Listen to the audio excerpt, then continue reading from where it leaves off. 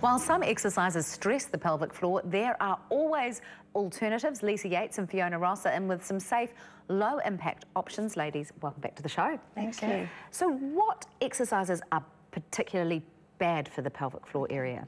So anything that increases the intra-abdominal pressure, now that's just a big word for saying that anything that puts a downward pressure on the pelvic floor, if you remember where it's sitting, yes. It's here, it's like a bit of a platform or a trampoline.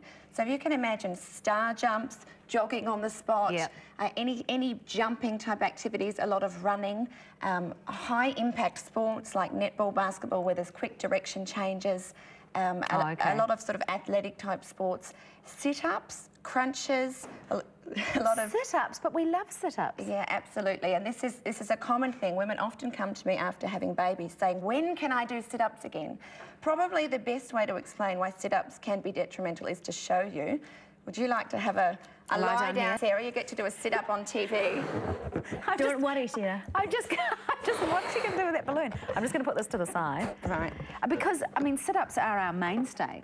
Before we do this, how do you guys get your completely flat abs then? We'll show you after we've shown you this one. By doing deep tummy exercises and pelvic floor. Okay. It is a fallacy that sit-ups give you a flat tummy. There's a lot of people that think that. Not only do they not necessarily give you a flat tummy, but they can cause pelvic floor dysfunction. And we're just going to demonstrate that. So this is your bladder, Sarah. It's very full. You've had a big drink. Now, I want you to, now this is your diaphragm here and your abdominal contents. I want you to do a sit-up for me. Okay. Oh, now what happened there? My fingers here are the pelvic floor muscles around the bladder, okay? So when there's an increase in pressure and the pelvic floor muscles aren't as strong as they could be, this is what can happen. Just try again. Oh, Sarah. Oh, no.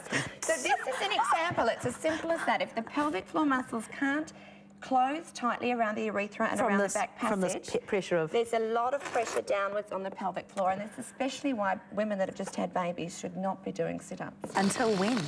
Until their pelvic floor muscles are nice and strong. All right. And until they've got good control. And as we said, sit-ups aren't the best exercise to get a flat tummy anyway. What is?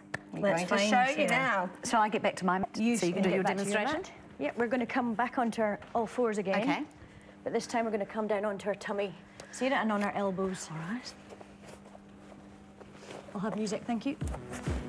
So our elbows are under our shoulders, Sarah. Yes. All we're going to do is remember to gently squeeze and lift that pelvic floor as we lift our hips off the ground. So try and pull your shoulders away from your ears. And again, just gently think about lifting that pelvic floor. Do remember to breathe. Keep your eyes looking down towards the ground. And tell me if you can actually feel your tummy muscles working in this position. Yep, that's cool. And gently relax all the way back down. So if you've just recently had a baby or not recently, we want to definitely be staying onto our knees and come back up again. Lift those hips. And gently release it back down. Excellent, let's try that one more time. Lift up onto your knees, pull the shoulders back. Remember you're breathing.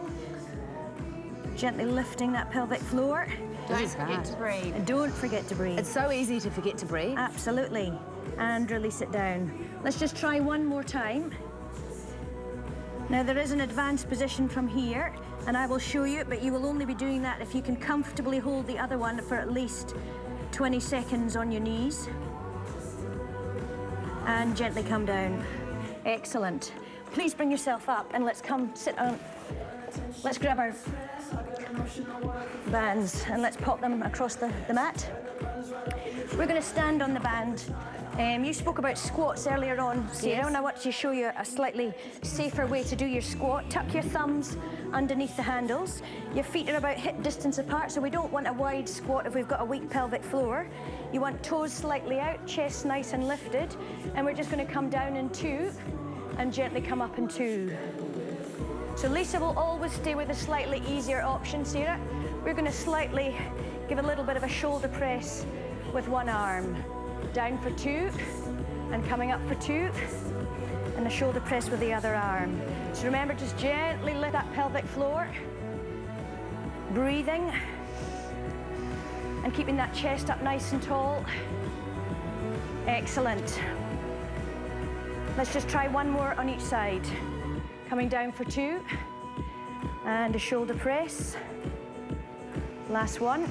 Coming down for 2. Tummy is in. Pelvic floor is lifting. Excellent. So the pelvic floor is lifting the whole time with this?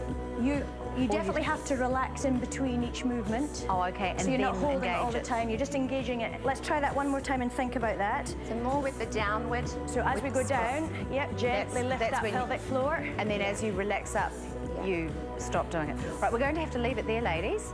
But that was excellent and so interesting. I'm just a bit upset about the sit-ups are no good, but there are other options, and that was pretty hard, that planking. Yes, so it is very. Very cool. Thank you so much. We'll look forward to seeing you tomorrow. Tomorrow, Fiona and Lisa are going to do some more of those pelvic floor friendly exercises.